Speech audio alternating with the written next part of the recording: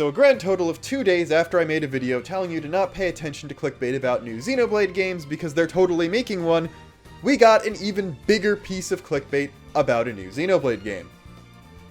Unfortunately, people almost immediately forgot what I just told them and are taking this to be completely true despite there being a lot of fishy stuff about it, so I'm making this video to try and get you to curb your hype because this seems way too good to be true.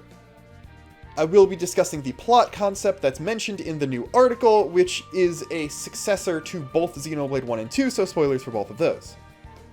I will also not be linking the article directly this time, because while this has a lot more merit than most Xenoblade 3 articles, I still think this is massive clickbait capitalizing on the popularization of the Jenna Coleman interview, and isn't a reliable source of new knowledge, so if you want to find it yourself, just look for Xenoblade 3 leak, rumor, that kind of thing, and search for the Fanbyte article from August 9th, 2021. Before I start dissecting the more suspicious parts about it, I will say this is the most reliable source of information besides Takahashi himself we've gotten on a new Xenoblade game since Definitive Edition released.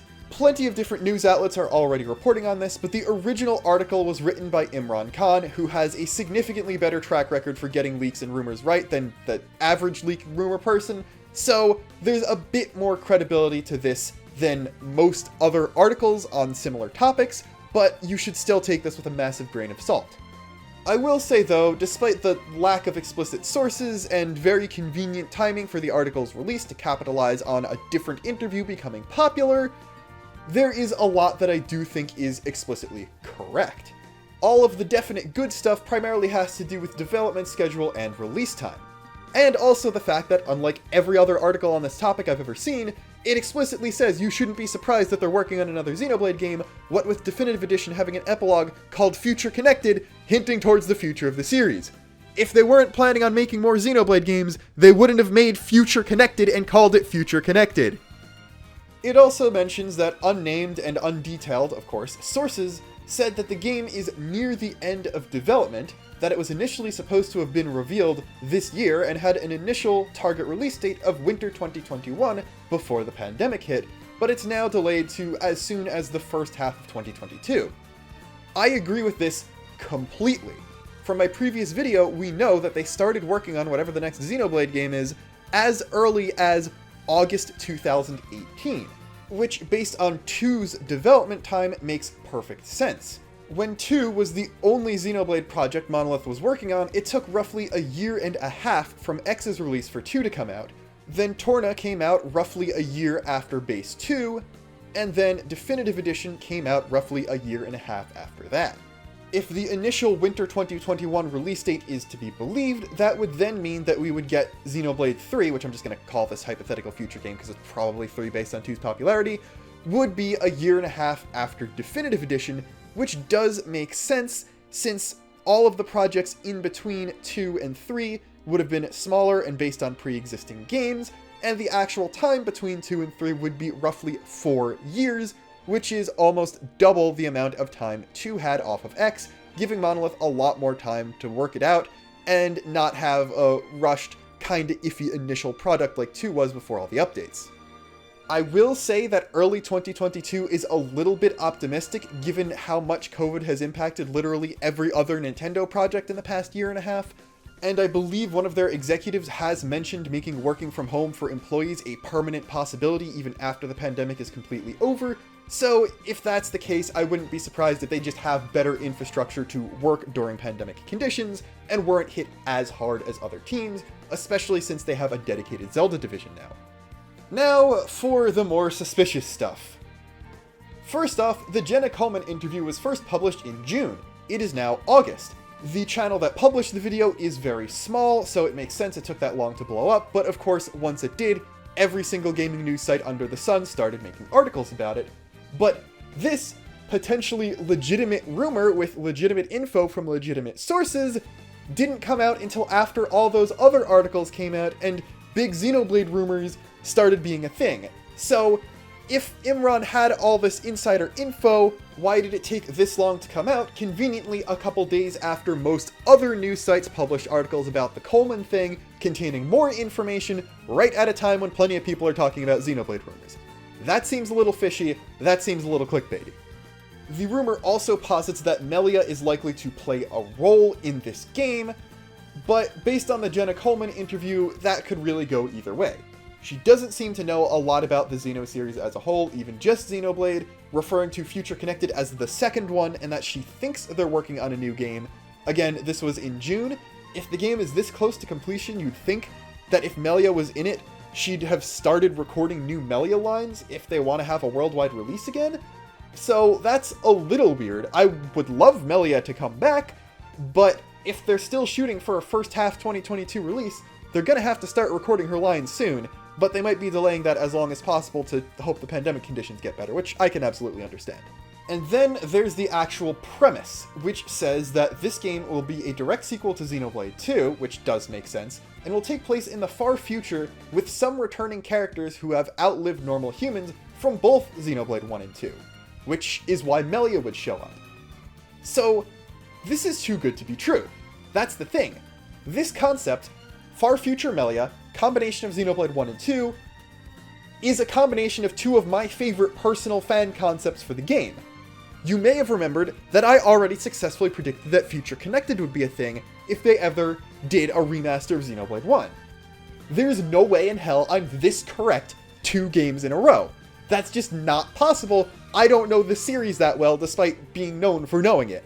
I will say that some sort of connection to 2 being the best-selling game in the series, and potentially drawing in more 1 connections, and also, like, the fact that there's a Xeno multiverse confirmed, that makes perfect sense for how you do a follow-up, even if X fans are still crying in a corner, but this seems both too good to be true, and too depressing, because this seems to imply that Rex, Shulk, all of their human friends are all just going to be dead. All the Blades are going to have new drivers if they're still around at all. Nia's probably gone. I would laugh very much if Cole was somehow still alive, but that's beside the point. So, on the Xenoblade 1 side, it would basically just be, hi Entia, maybe Ricky or his children found a way to live really long like the Napon Sage, and Machina. And then on the 2 side, it would basically just be Blades and Poppy, who is an artificial blade, because there's no significant in-line characters left when they're the ones who are supposed to live a long time. Far future might be an exaggeration, and it could just be a few decades in the future, so Shulk has more of the Dunban or Van Damme from 2 role, or I guess Shulk would be Dunban and Rex would be Van Damme, but I don't know. It would be a really ballsy move to just have everyone die of old age off-screen, and this is Monolith, so I would certainly see them trying to do that and successfully pulling it off. But I don't know. It also mentions that there was pandemic-related development issues, obviously, and then other issues because they wanted to put more character models on screen, which accounts for both playable and enemy characters, which I'm surprised you're going to go more than 2. 2 had 6 characters on screen just in your party, and well, yeah, it wasn't the most optimized. I guess if this is true, this might also mean there won't be a Switch Pro if they had to re-optimize this game for a base Switch, or if the Switch Pro is actually delayed. I know there's the theory that the Switch OLED was just using Switch Pro screens because they couldn't get the chips to make the actual more powerful Switch, so they just put the screens out and sold that for more or something. I don't remember that specifically, but this is too cool a concept to be real. That's the thing. There were no gameplay things mentioned in this article, but I believe some other sources might have said something about it. Gameplay-wise, obviously just expand on 2 and Torna's battle systems, make that better, but I'm kind of scared if they want to put more characters on screen than they did for 2. Because 2 was already a little difficult with 3 characters and 3 blades, and if old characters are still going to be around, that's primarily going to be blades. Like, you're gonna have Pyra and Mithra meet Melia and that kind of thing if this is true, but, I don't know if I want more than, like, the 6 that was already in 2 to be on screen at once. That is kind of scary, because it could mean the battle system either gets needlessly complex, needlessly hard to follow, or something of the like. If it's just X 4-person party size, with some people having blades, so at most you can have 8 characters, that I think I would be okay with. If this combines 1 and 2 characters, then you would have some people who are drivers and some people who fight on their own, and if you just have 4 drivers with 4 blades and a few other party members who don't have them, that's okay. That I don't mind. But if you want to go more than just that, the Pawn Spectres were already too much. Don't do that. I don't want Pikmin in Xenoblade. That's basically what I'm saying. Hopefully, if this is real, they pull that off well. And also, hopefully, they finally get to tell Perfect Works Episode 6 if this is real, because I'm pretty sure that's what the next Xenoblade is going to be, regardless of whether or not it's a sequel to 1 and 2 or whatever. They've been sitting on that concept for ages, and Xenoblade 2 was like, what, the 3rd time they've done Perfect Works 5? They're gonna want to do 6 at some point, and there might be some Saga connections given the fact that, yep, Gnosis and Future Connected and all that, Cosmos and Xenoblade 2, she could show up again since she is canonically a Blade in the Xenoblade multiverse. I do feel bad for X fans. This article doesn't mention anything about X, so I feel like they would want to follow up on the X cliffhanger at some point, but who knows, if 1 and 2 ended up needing multiverse travel to get between them, and they weren't combined into the same universe, then maybe they could go to X, pick up Elma, and do something with that just to satiate the Xenoblade X fans a little bit. And obviously Faye is never going to show up because Square is Square, but, you know. So basically, the things you should be hyped about from this rumor are new Xenoblade in development, coming out soon, probably revealed this year. These I 100% agree with, and I think we should expect Xenoblade at the next Direct. Everything else, you should take with a massive grain of salt, because it sounds too good to be true, and it sounds like a lot of my wildest dreams coming true. The article also calls this hypothetical Xenoblade 3 the end to the trilogy, as in 1, 2, and 3 are just going to be a trilogy, and that's going to be all of Xenoblade, or at least this story arc of Xenoblade, and I don't really like that. Sure, they'd be doing Perfect Works 6 for the first time, but they could also just make more Xenoblade games. They've never done several other parts of the Perfect Works story. I don't know, maybe after 2 was successful, they would want to just finish that whole Conduit story, or the whole... Actually, we could kind of call it the Klaus Saga. I think I'm just going to call it the Klaus Saga. Finish the Klaus Saga, wrap that up, then go back to X and do some multiverse stuff. I don't know. But I really don't believe that they would just end mainline Xenoblade here after 3 games, especially if this one does even better than the previous ones. So that definitely makes me not believe this as much. And the real takeaway from this is, I win whether or not this rumor is correct. If it's wrong, then that means I was right and you shouldn't pay attention to all the Xenoblade clickbait.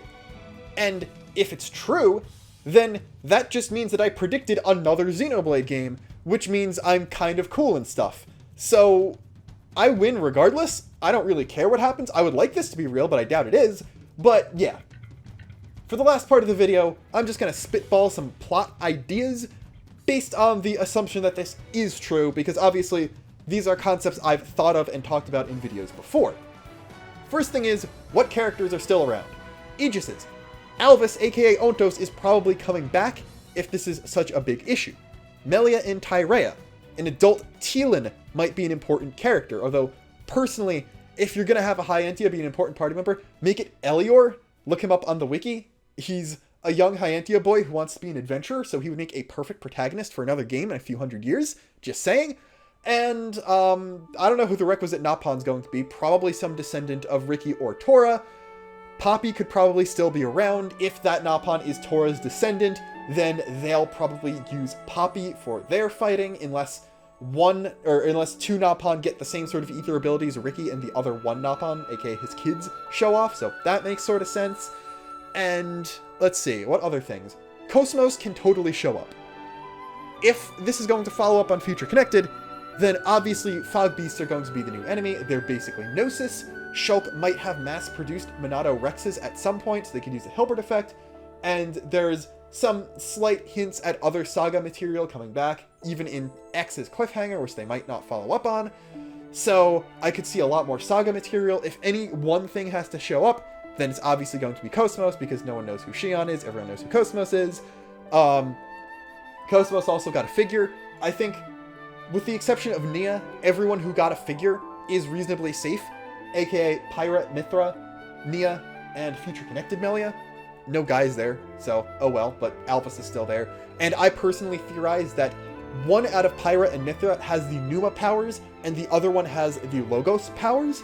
So Malos, at least in his power and influence, might still be around, so if the Conduit shows back up, then, hey look, you got Alvis, you got Pyra and Mithra, and between them there's still the full Trinity processor, so they could do that. They could rebuild Ion if they have to. I would love to see pilotable mechs. That could be a thing. Maybe you have your active party members are just on the ones on the field, and then you could have warriors-like segments where you're controlling mechs, like Age of Calamity-esque. That would be kind of neat. And that's how you get the mech fighting back in. If they're not going to bring in plot things from X, at least bring the pilotable mechs in from X, and make the battle system better, obviously. But just do that, because it's Xeno. This is going to be potentially even more of a Xeno game than Xenoblade 2 was, and Xenoblade 2 is the most Xenoblade. So, you know, that would be a kind of neat thing to have, if, just saying, just throwing that one out there. I hope the protagonist is a new character. Another female protagonist after Laura would be great, because you had guy, self-insert, guy, woman without a lot of, with a very short story, woman with a very short story. So, you know, like, Laura and Melia were the main characters of the last 2 games, but those were just expansions. So, after Xion, I would love to see another female main character, but that depends. It could just be Xion again. If they bring Cosmos back, then maybe they will just bring Xion. But, yeah. I really hope that if this is real, 1 fans are forced to face the truth that 2 is a very important part of the series, and they will be explicitly connected in the future, and you'll see statues of Rex and Shulk next to each other, because that would be very funny. I would love to see a flashback scene of, like, Rex and Shulk doing the same meeting they had in the Land of Challenge, but in canon after both of their games are over. That would be a funny thing. If Mithra knowing Shulk ends up coming back, like, that Smash thing wasn't a Land of Challenge reference, it was a reference to the fact that they did actually meet in canon. It's just going to take place in between 1 and 2 and 3. That would be really, really funny, actually. I would be excited for this as a story, but I obviously have plenty of gameplay reservations. If the wanting to put more models on screen thing is being able to switch between characters mid-combat, and being able to switch your, like, reserve people out mid-combat, and they needed to make a new system for that involved showing models for multiple party members at the same time, and they're only occupying 1 party member slot, that would be good. That's the one change that I would want for a Xenoblade battle system. Other than that, just make it a more refined version of 2 and Tornus, and I'd be happy. So, if they do that, that's cool. I'd be fine with that. But I still have a lot of gameplay reservations based on just those words. So, hopefully, at the very least, that part of the rumor isn't true. But yeah, that's all I got. Till next time, this is Luxon, signing off.